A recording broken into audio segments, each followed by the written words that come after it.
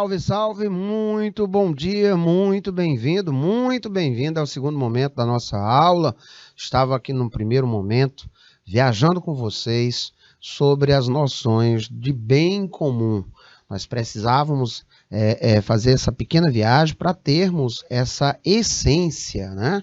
Que é tratar da nossa individualidade com afinco, com respeito, com a manutenção dos nossos direitos e deveres, é também tratar de toda a comunidade, de toda a coletividade. A partir do momento que eu me sinto amparado, que eu me sinto bem, que eu me sinto respeitado, é óbvio que outros também estão sendo tratados dentro da sua individualidade, consagrando o que há de melhor, a paz social, o progresso, o bem, o bom viver e o bom conviver em harmonia. Que bom que nós possamos ter esta visão amadurecida, meus ilustres, tá? Então, um bom dia aí, Alana, pessoal lá de Isaías Coelho, João Costa, Santa Filomena, São Lourenço, Várzea Branca, temos aí o pessoal de Isaías Coelho, Caldeirão Grande, é isso? E Bom Jesus, nossos ilustres já estão aí, Pedro II, que está através do YouTube, porque temos aí a galerinha que vai já entrar em aula, né, para dar continuidade aí ao ensino médio. Isso é ótimo. Vamos lá, vamos, que nem o mago da geografia, o professor Adriano Ramalho fala. Então, conceito de bem comum. Nós vimos que é uma questão bem filosófica, né? Nós temos ali vários grandes estudiosos, filósofos, que foram aí citados e eles nos dão ferramenta para chegar até aqui. De posse dessas noções elencadas, podemos conjugá-las para se chegar agora a compreender o que seja o bem comum. Então, bem comum nada mais o bem comum nada mais é do que o próprio bem particular de cada indivíduo. Enquanto este é parte de um todo ou de uma comunidade. O bem comum é o fim das pessoas singulares que existem na comunidade, como o fim do todo é o fim de qualquer de suas partes. Se nós temos aí, não é, Alana?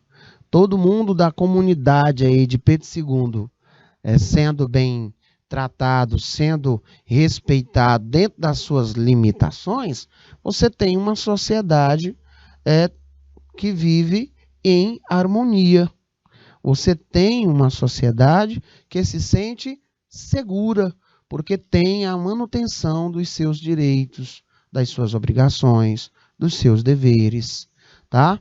E esse o bem comum é que faz com que tenhamos essa sede da prática, né, da prática da justiça, tá? O indivíduo deseja o bem da comunidade, gente, na medida em que ele representa o seu próprio bem. Assim, o bem dos demais não é alheio ao bem próprio. Todo momento você está vendo o bem da comunidade é o bem do próprio indivíduo que a compõe. Então, o bem da comunidade é o bem do próprio indivíduo que a compõe. Certo? O que é que eu ainda posso dizer? O bem particular buscado por cada um dos membros da comunidade é, em última análise, a própria felicidade, que só se alcança com o perfeito aquietamento do apetite, ou seja, quando nada resta a desejar. O objeto formal de nossa vontade, gente, é o bem, sem limitações, e não este ou aquele bem. Daí que apenas um bem que seja universal, é capaz de saciar plenamente esse nosso apetite. Um bem é tanto mais bem quanto é bem para mais pessoas. Então, quanto mais pessoas, se sentirem respeitadas, se sentirem valorizadas como cidadão, como cidadã, mais você vai ter uma sociedade feliz, coesa, e com muita vontade de se informar para poder fazer valer, né? O que a Ana colocou ali, a Alana colocou ali. Olha, ela disse assim, sim, todos respeitados. Isso não é legal? Então você consegue visualizar que quando há esse processo de empatia do bem comum, você tem uma sociedade funcional. As pessoas estão vivendo com um foco na manutenção desse bem comum, dessa paz social, desse momento que vai ser consagrado com uma vida pacífica entre todos nós. Quem é que gosta de viver, por um exemplo, de uma forma insegura? É como se você tivesse, vamos supor, de caminhar com os olhos vendados por onde você não conhece, sabendo que você tem que passar por uma ponte que é estreita, cheia de buracos. Será que você iria se sentir, digamos assim, confortável em seguir esse caminho? Claro que não, não é? Mas é essa previsibilidade que esse conjunto normativo traz para nós em sociedade. É essa vontade, essa sede de justiça, essa vontade de termos o bem comum consagrado em nossas vidas, é que nos dá esse apetite de estarmos em constante evolução, atrás de conhecimento, sonhando, colocando os nossos próprios objetivos e metas pessoais, que lá no fim vai servir para toda a comunidade. Porque quando você se torna um advogado, um delegado, um professor, um engenheiro, ou uma pessoa que vai prestar serviços os mais variados possíveis dentro da legalidade, toda a sociedade ela sai lucrando com esse seu posicionamento. Toda a sociedade ela está ali se sentindo bem amparada. Eu, particularmente, fico muito feliz quando eu vejo um aluno realizar o seu sonho de entrar na universidade, se formar, estar trabalhando, o sonho de terminar um curso técnico e adentrar no mercado de trabalho, para que objetivos mais claros, para que melhor do que você ter pessoas na sociedade agregando esses valores. E aí você tem a sociedade toda ganhando com esse seu objetivo individualizado, que depois vai fazer parte de todo um processo e um plano bem maior. Gente, noção de interesse. A noção afim, a de bem comum, é a de interesse público. Ao princípio ético do bem comum corresponde o princípio jurídico do interesse público. Então, ao princípio ético do bem comum corresponde o princípio jurídico do interesse público.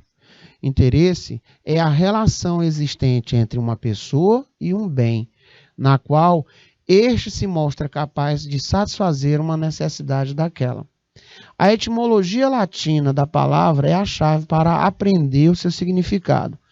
Inter vem de entre, mas esse, ser, então, interesse, ser, entre.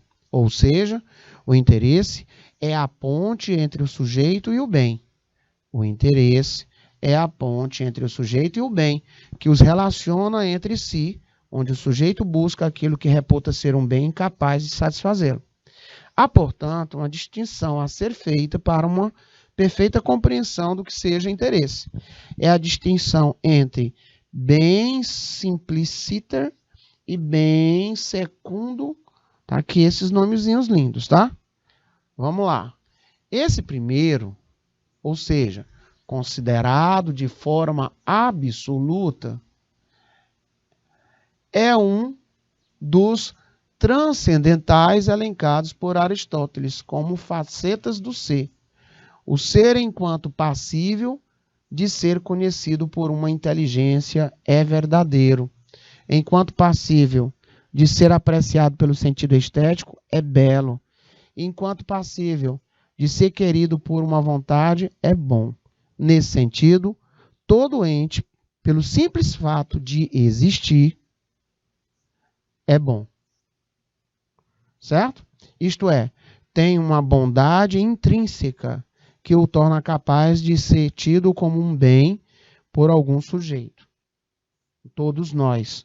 A Alana, quando ela falou respeitados, né?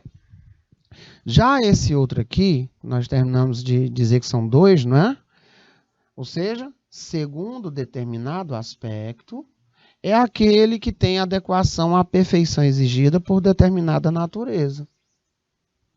Assim, os bens mais próprios à natureza racional do homem são os de ordem espiritual, enquanto a natureza animal exige exclusivamente bens de ordem material.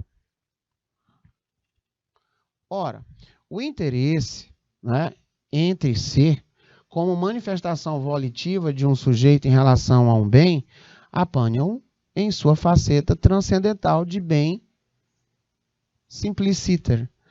Trata-se de busca do interesse privado que pode ou não coincidir com a busca do bem secundo, hipótese em que teremos o encontro do bem particular, ou seja, aquele que efetivamente corresponde ao bem próprio do sujeito que o busca, adequado à sua natureza e capaz de satisfazê-la e aperfeiçoá-la. Me diga, é ou não é o encontro dessas duas vontades que faz com que essa engrenagem social funcione em harmonia? Seguindo nessa esteira, temos que, quando o sujeito que busca um bem é uma comunidade, está-se diante do que denomina de interesse público, tá? Que aparece como a relação entre a sociedade e o bem comum que ela almeja, perseguido por aqueles que, na comunidade, estão investidos de autoridade. Olha, é de interesse público que aquela rua ela tenha a questão da sua pavimentação, que ela seja calçada, né? Que ali tenha a questão do esgoto, do escoamento e etc. Aí você vai, quem aqui em nossa comunidade tem poder para nos representar junto aos governantes, entende? Então, se você observar, atrás desse bem comum, você tem alguém ou um conjunto de pessoas que resolveram levantar esta bandeira e vão atrás dessas pessoas que, de fato e de direito, possam estar representando essa vontade, inicialmente pontual, mas que toda uma comunidade vai ser beneficiada. Basicamente, você consegue ver isso na prática todos os dias. Certo até aqui, senhores? Tá bom? Vamos mais. Cabe ao governante ou administrador público, numa sociedade politicamente organizada, promover o bem comum, externando através de suas ações e comandos o interesse público.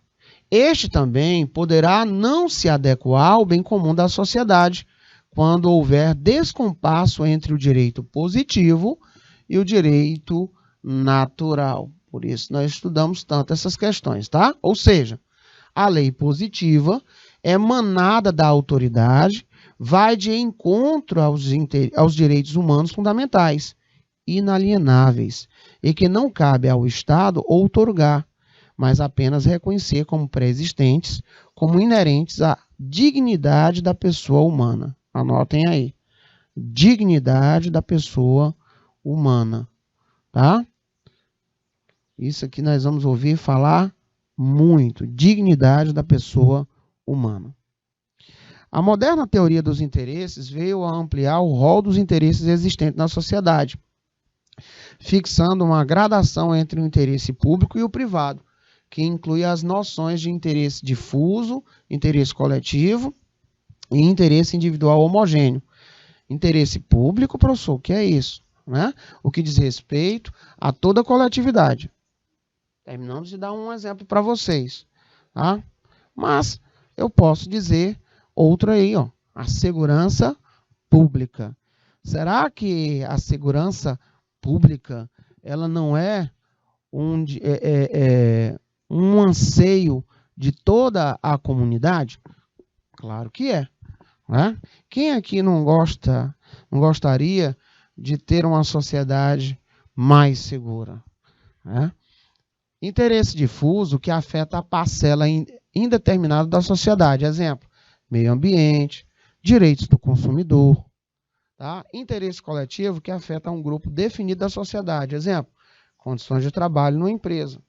Interesse individual homogêneo que diz respeito a pessoas em situações semelhantes. Empregados acidentados por desobservância de normas de segurança no trabalho por uma empresa. Então você tem o difuso, que afeta a parcela indeterminada da sociedade, coletivo, que afeta um grupo definido da sociedade, e o interesse individual homogêneo, que diz respeito a pessoas em situações semelhantes. Interesse privado, que diz respeito exclusivamente ao indivíduo, filho natural que pretende o reconhecimento de paternidade através do teste de DNA, por um exemplo. A diferença entre tais interesses e o possível conflito entre eles pode ser melhor aquilatado no caso de defesa da moralidade administrativa, relativa à forma de contratação para os entes públicos. O concurso público como forma seletiva democrática para o recrutamento de pessoal para o serviço público, premiando o mérito pessoal, é encontrado desde a China da dinastia Han, tá? Que impede o apadrinhamento e promove a escolha dos mais aptos. Tá aí um belo exemplar disso que nós estamos terminando de agregar. Vamos sair agora um pouquinho dessas noções, né, de bens, tal, tudo. Nós vamos verificar aqui uma rapidela pincelada sobre o que são essas leis chamadas de injustas.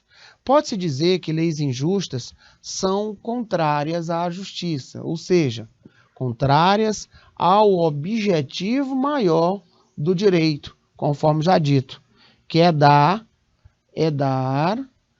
cada um que lhe pertence. E aí você vem lá naquele estudo da justiça aristotélica. Nós passamos aí 2 semanas travando aí uma verdadeira batalha de conhecimento com relação às mais variadas visões introspectadas aí nesse estudo primeiro de Aristóteles, tá? Inclusive foi dele que adveio essa noção de justiça. Por alguma distorção, a norma se torna o quê? Inútil na função a que se destina, ocorrendo uma injustiça. Pode ser que essa distorção se dê de 3 maneiras. Por destinação, quando a intenção do legislador é exatamente a de se criar uma norma injusta, causais, que se dão em virtude de incompetência política, que produz leis que desviam de sua finalidade, e eventuais, quando, diante do caso concreto, a norma poderá se tornar injusta. Há uma discussão dos juristas acerca da validade ou não dessas leis injustas. Uns pensam que a norma não poderá valer por contrariar o ideal do direito. Já outros apontam pela validade, por receio de causar um mal ainda maior, que seria a não observância do direito em determinadas situações sob o pretexto da injustiça. Assim, o mais plausível seria atender o disposto na lei, mas fazendo um trabalho de interpretação para evitar o mal contido na norma. Pode-se dizer que leis injustas são contrárias à justiça? Terminamos de dizer que sim, né? E elas, por alguma distorção, a norma se torna o quê? Inútil. Pode ser que essa distorção ela aconteça de 3 maneiras. Vamos lá. Pode ser que essa distorção se dê de 3 maneiras. Destinação, marque aí, tá? Aí você tem as causais, certinho? E você tem as eventuais, tá? Então, cuidado com esse slide aí, já está justamente marcado, para você já reler esses principais pontos. A palavra direito é uma expressão que possui diversos significados, podendo ser relacionada com os conceitos de lei, justiça, prerrogativa, dever, faculdade, entre outros. A concepção positivista, em exame, entende o direito como conjunto de regras fruto de uma vontade humana soberana impostas a todos os cidadãos com o intuito de viabilizar a vida comunitária. O positivismo jurídico, no entanto, ao contrário do que muitos pensam, não se resume a uma única proposição, gente. E foi justamente no intuito de facilitar a compreensão e distinguir as principais teses atribuídas a respeito dessa expressão que esse cidadão, Norberto, apresentou uma das mais interessantes classificações a respeito do tema. O positivismo jurídico como um método de estudo do direito. O positivismo jurídico como teoria. E o positivismo jurídico como ideologia. Tá? Nós fizemos o estudo e vimos, inclusive, a crítica, onde nós fizemos um estudo aí sobre direito natural, né, positivismo e os seus representantes. Tá? Só para vocês terem uma ideia, teve uma lei de 1995. Ela é 1840. O cara botou assim, descoporto. Tá? Em setembro de 1995, o então prefeito lá de Barra do Garças, Vilmar Pérez, ele sancionou a lei 1840. Reservou uma área de 5 hectares para a criação de um aeródromo destinado a pouso de objetos voadores não identificados, os OVNIs. E também de discos voadores. Obviamente que o ousado projeto interespacial, entretanto, não saiu do papel. Ah, imaginou? Ah, eu vou criar aqui uma área aqui para pouso de aeronaves, mas vindo aí de outros pontos da galáxia. Pode pesquisar aí, viu? A lei é 1840, de 1995, do até então representante aí, o Vilmar. Só para vocês terem uma ideia de como é que nós temos. E me perguntaram aqui agora há pouco se a lei da melancia, que era proibido comer melancia, existiu mesmo. Sim, existiu mesmo na cidade do interior de São Paulo. Eu não lembro agora qual era e nem o número da lei, mas eu vou trazer para vocês aí, para vocês terem uma ideia aí. O positivismo jurídico, como método de estudo do direito, relaciona-se ao modo como os positivistas delimitam o objeto de suas pesquisas e, por conseguinte, a função que atribuem à pesquisa que empreendem. O positivismo, como teoria, por sua vez, expressa um conjunto de formulações sobre a natureza do direito, segundo as quais o conceito de direito, gente, está vinculado a algumas características específicas. Coatividade, que é a que nós estudamos, né? Coatividade, imperatividade, a supremacia da lei sobre as outras fontes, o caráter da plenitude ou ausência de lacunas da lei e a interpretação mecanicista.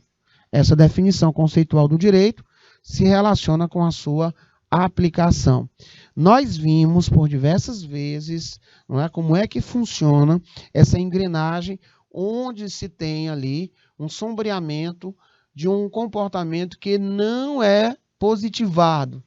Tá? Já o positivismo como ideologia, ele prega a obrigação moral de obedecer ao direito positivo, qualquer que seja o seu conteúdo. Essa corrente sustenta que as normas, desde que legais e formalmente válidas, têm força obrigatória.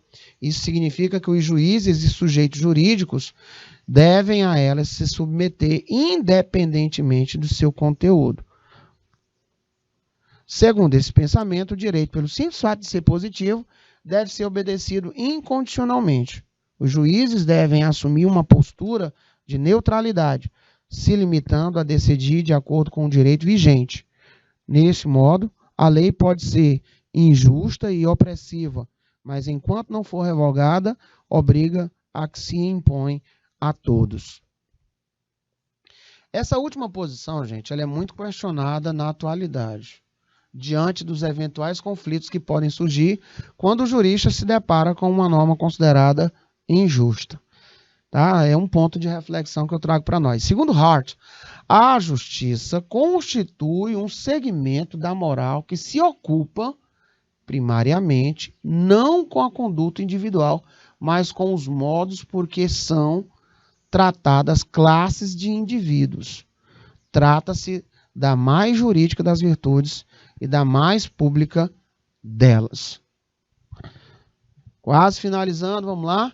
A justiça, prossegue Hart, é tradicionalmente concebida como mantendo ou restaurando um equilíbrio ou uma proporção, e seu preceito condutor é frequentemente formulado como tratar da mesma maneira os casos semelhantes, ainda que devamos acrescentar este último e tratar diferentemente os casos diferentes. O conceito de justiça, todavia, pode variar no decorrer da história, acarretando produção de normas injustas ou mesmo normas justas, que se tornam injustas com o passar dos anos.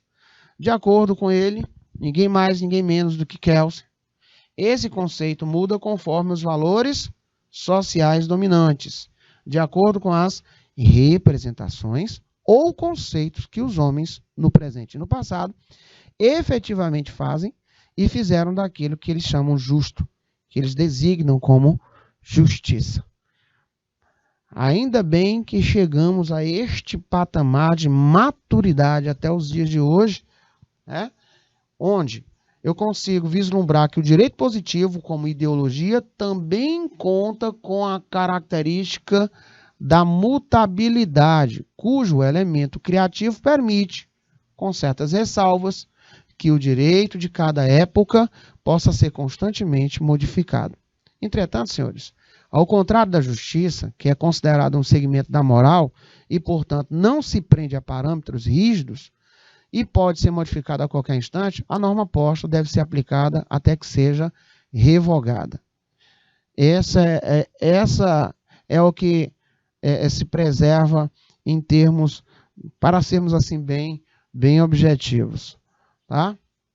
Assim sendo, para muitos adeptos dessa corrente, a lei posta é tida como inatingível, mesmo que injusta ou inadequada aos interesses sociais. Com efeito, um dos aspectos mais dramáticos da experiência jurídica é o decorrente do conflito entre justiça e a segurança jurídica. A todo momento, eu acho que os senhores ouvem falar nessa palavra, né? Segurança jurídica. E é por isso que a gente tanto traz aqui para vocês essa visão de segurança jurídica. Um sistema jurídico deve mostrar alguma conformidade específica com a moral ou justiça, sob pena de se esvaziar de legitimidade e se deturpar. Agora nós vamos aqui para aquele momento, né? Hora de praticar, né, meu juiz? Não é meu diretor, não é doutor. E nós vamos aqui fazer a abordagem. Nós vamos aqui abordar vários modelos de questões. Chegou aquele momento onde os senhores vão poder aí praticar.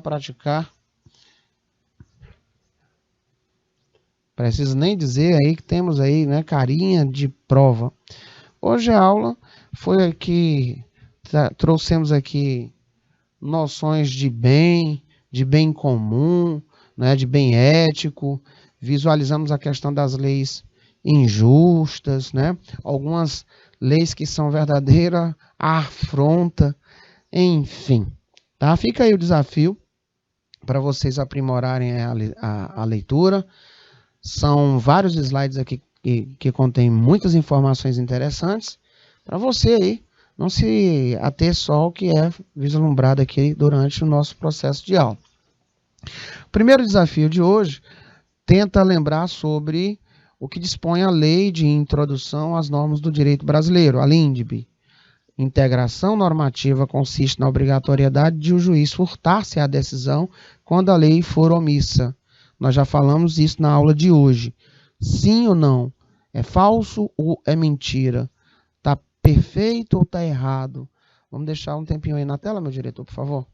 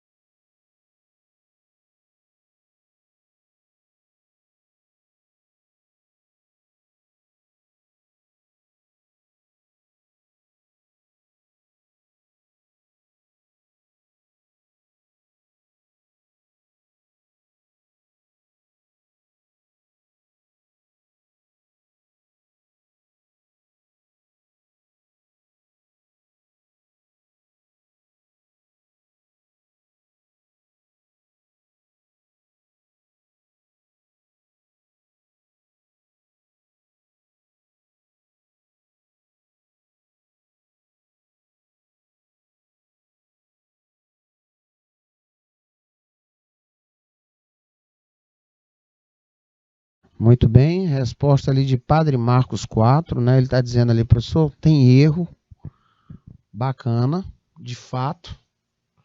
Gostei aí da resposta, tá? Integração normativa consiste na obrigatoriedade de o juiz furtar-se à decisão quando a lei for omissa. Negativo. Quando são os procedimentos de integração? Quais são? Né? No artigo 4º da LINDB, continua, ele diz o seguinte: analogia, costume, princípios gerais do direito. Essa é a taxatividade da LINDB, Lei de Introdução às Normas do Direito Brasileiro. Tá? E aí nós vimos, quando salvaguardado em lei, a questão da equidade, não foi isso? Parágrafo único. Vamos lá, parabéns aí o pessoal aí de Padre Marcos 4, tem realmente participação maravilhosa. Vamos aí, mais um desafio, mais um minuto na tela, por favor.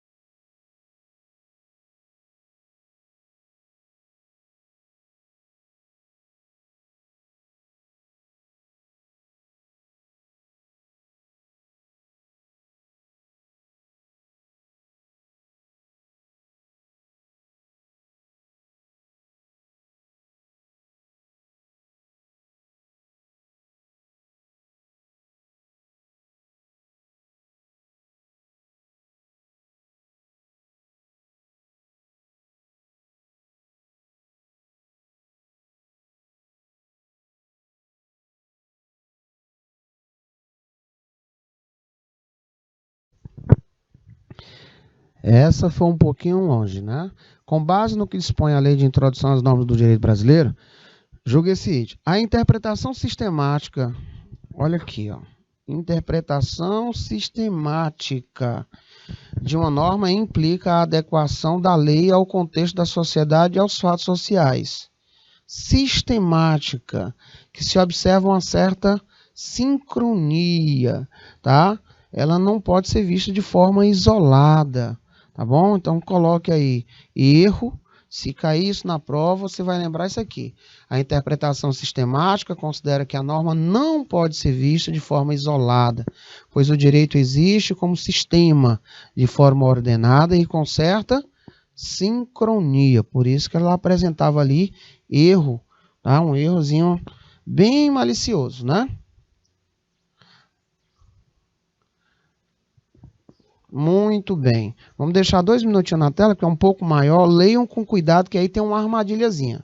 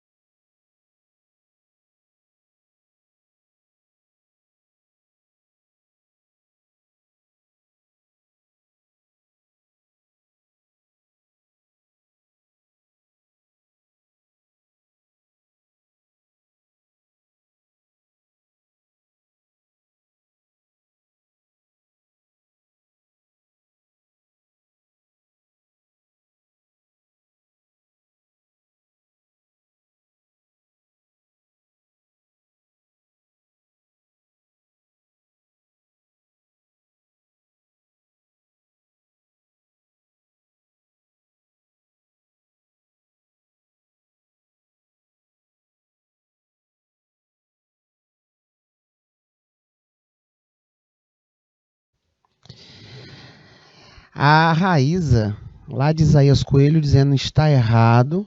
Vamos aqui analisar a resposta dela. Foi o que aconteceu aqui. Diz o seguinte: o artigo 4º da Lei de Introdução do Código Civil e o artigo 140 do CPC tratam sobre técnicas de integração.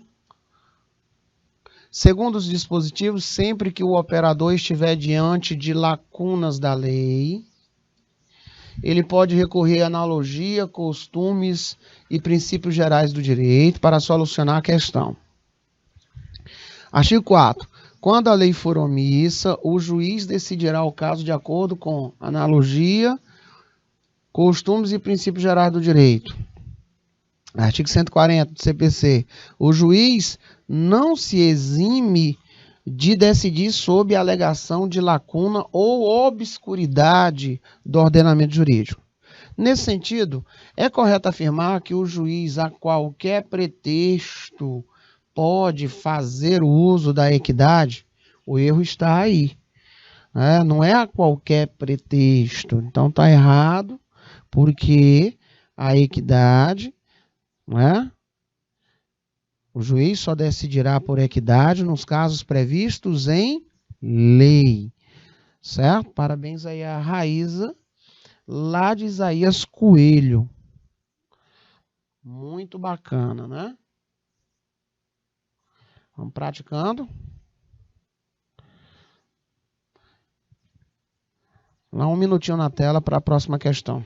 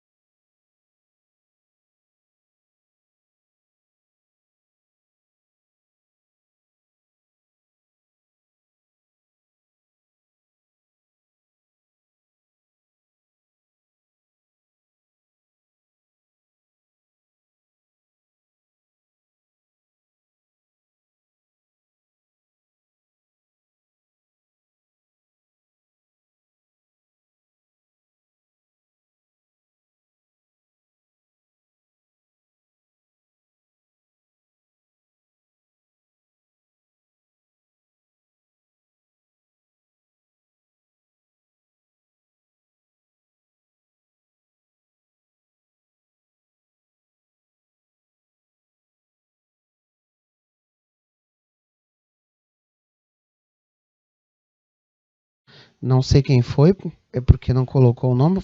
Se foi a Raíza novamente. Tá bem, viu, Raíza? Tem um aluno que colocou para mim na rede social: professor, o senhor acredita que eu pesquiso? Eu digo, mas o intuito é esse, é você olhar no apontamento, é você olhar na internet com a permissividade do teu professor, tá? É envolver toda a turma nessa pesquisa, porque se você está pesquisando, você vai revisitando essas habilidades e é óbvio, você vai, né, ter um ponto de reflexão abalizado na teoria e, obviamente, se cai isso em termos de quanto lá na prova, você está habilitado a responder, né, com consciência. Então, relação jurídica. Ele é o vínculo entre duas ou mais pessoas, às quais as normas jurídicas atribuem efeitos obrigatórios. O conceito de relação jurídica é fundamental na ciência do direito. Tá lindo isso, né? Perfeito. É através dessa relação jurídica, onde é muito bem pontuada nas normas jurídicas, atribuindo esses efeitos obrigatórios, é que nós temos essa segurança jurídica, não é? Que nos permite assinar um contrato, que nos permite abrir uma conta no banco e saber o que é que ele vai poder cobrar ou não cobrar, não é? Que nos permite fazer uma compra na internet e saber quais são os nossos direitos, que são resguardados através aí dessa relação que há, de cliente com a pessoa jurídica ou de pessoa física para pessoa física, né? É justamente essa relação anteparada por lei que nos traz um bem comum à sociedade, né? Um bem comum à coletividade. Qual é? É a certeza, a segurança de que, se alguma limítrofe jurídica ela for perspassada de alguma forma, você tem ali, né, as obrigações, você tem ali os deveres, você tem ali o direito para salvaguardar, materializado em um processo que você tem que perseguir para a manutenção do mesmo. Representado aí de várias maneiras, não é só aquele com qualidade postulatória, mas nós temos vários organismos, vários órgãos que tratam da manutenção dos direitos e deveres da coletividade, para salvaguardar esse bem comum maior. O que é? Esta segurança nas mais variadas relações jurídicas que possam, através desses vínculos, existir.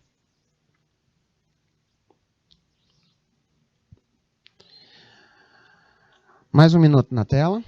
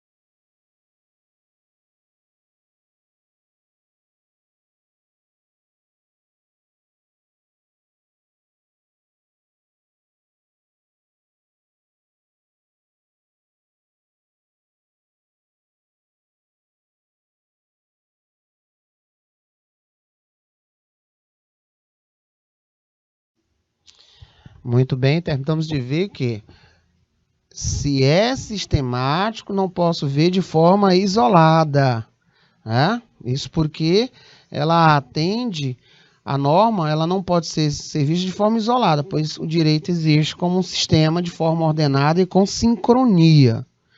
Bacana, veio lá de Isaías Coelho a observação perfeita. Olha, novamente, problema é que o juiz, a qualquer pretexto, não. Tem que estar observado em lei. Caísse na prova. Eita, deixa eu anotar isso aqui. O professor já falou a segunda vez isso aqui, ó. O juiz só decidirá por equidade nos casos previstos em lei, tá? Por isso que nós temos um erro ali. Bom, um minutinho na tela para a leitura dessa questão.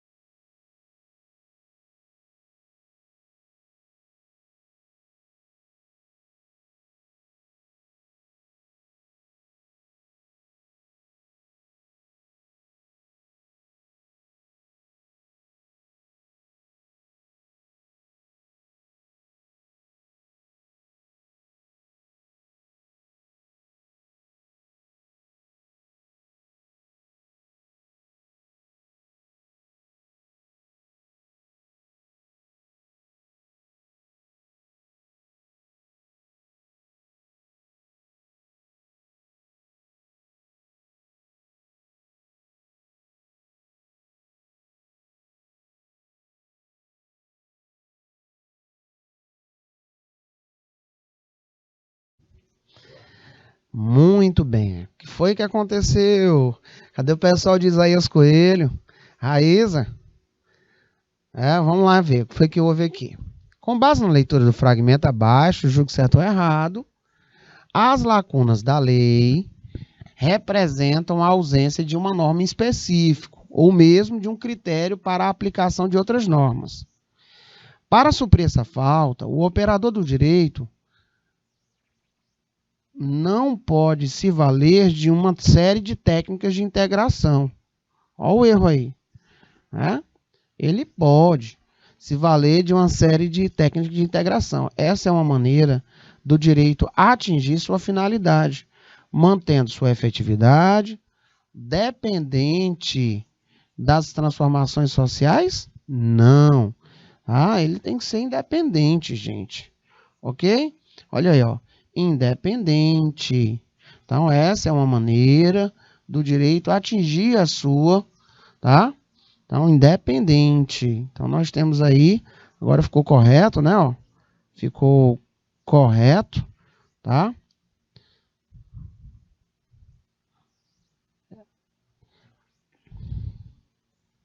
Vamos deixar aí mais um minutinho na tela, meu diretor, por favor.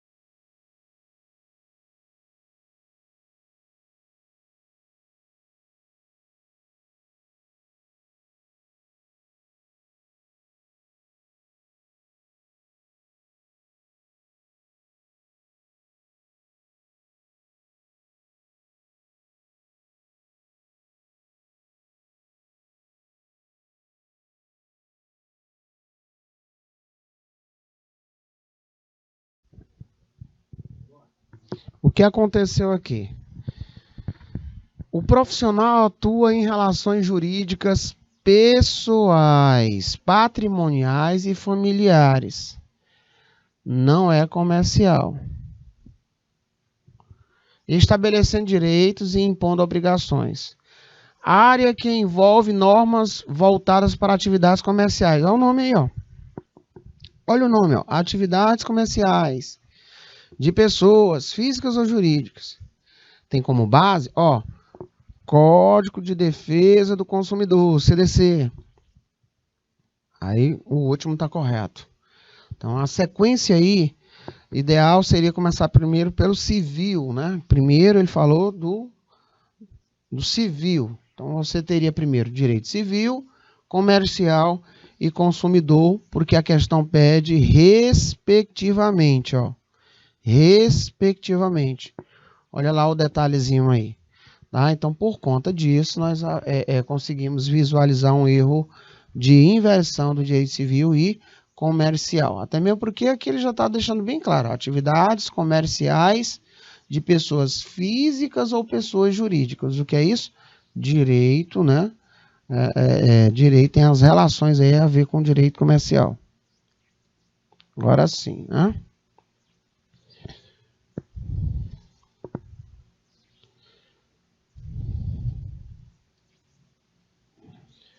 Considerando as relações, aí ele tem essas relações, ele vai dizer aí sobre é próprio do direito e da moral, não é? A rigorosa tipicidade, ele quer a relação entre direito e moral. Tanto a moral quanto o direito, a norma moral visa de maneira imediata e prevalecente, tanto o campo jurídico quanto a esfera moral. Vocês vão observando que ele vai transitar, tentando aí, uma hora falar sobre moral, uma outra hora falar sobre as questões inerentes ao próprio direito, né? É próprio do direito e da moral o atributo da imperatividade. Olha, ele está dizendo que tanto direito e moral têm o atributo da imperatividade. Nós vimos que isso aí é um atributo, né, que não é da moral. De modo que tanto ao destinatário do comando jurídico quanto ao do comando moral, não apenas se determina que se faça algo, mas também se assegura o poder de exigir que se cumpra o determinado. Aí nós já temos um problemão, né? Veio lá de Isaías Coelho a resposta. Eles disseram, professor, letra D. E está correto, tá? No comentário, eu até deixei aqui para vocês, ó. Analisando o direito, pode-se perceber que ele é um conjunto de regras obrigatórias que visam de maneira imediata e prevalecente o bem social ou os valores de convivência, sendo mesmo uma ciência jurídica específica. Contudo, observa-se que ao seu lado existe outra norma que regula a conduta dos homens para com os seus semelhantes, norma de caráter moral, que por sua vez cuida do foro íntimo, onde ninguém pode interferir, para obrigar o indivíduo a cumprir determinada ação. Reale 2002. Está corretíssima. Letra D de dedo. Tá? A rigorosa tipicidade dos imperativos morais e jurídicos é uma exigência que permite que se obtenha o respeito às pretensões e às prestações morais e juridicamente válidas. Nós vimos que não. Tanto o campo jurídico quanto a esfera moral se caracteriza pela predeterminação? Não. Quem é predeterminado aqui é o direito. Tá? É o direito. Certinho? Por isso a letra D está correta. A norma moral visa, de maneira imediata e prevalecente, ao bem individual ou aos valores das pessoas. A norma jurídica, a seu turno, visa ao bem social ou aos valores de convivência. A resposta correta, letra D de dedo, a resposta lá de Isaías Coelho. Para Paulo Nader, senhores, a moral se preocupa pela vida interior das pessoas, com a consciência, julgando os atos exteriores apenas como meio de aferir a intencionalidade. O direito, ele cuida das ações humanas em primeiro plano e, em função destas, quando necessário, investiga o ânimos do agente. Reale afirma em uma de suas obras que a moral ela é incompatível com violência, com força, com a coação, mesmo quando a força se manifesta juridicamente organizada. Por outro lado, a relação de coercibilidade pertence pertence exclusivamente às normas jurídicas. A força, sempre presente no mundo jurídico, é imanente dele e, com isso, inseparável dele, que é o coercível. Nós vimos. Parabéns mais uma vez aí, pessoal de Isaías Coelho. Leia o texto abaixo e responda. Vamos deixar aí um minutinho para a leitura desse texto. Vamos ver aí que é a última questãozinha nossa. Lembrando que semana que vem nós vamos voltar aí com muito mais questões com relação ao conteúdo de hoje. E tem aí uma série de questões para casa. Então dá uma olhada, vê se tem dúvida para a gente responder na próxima semana.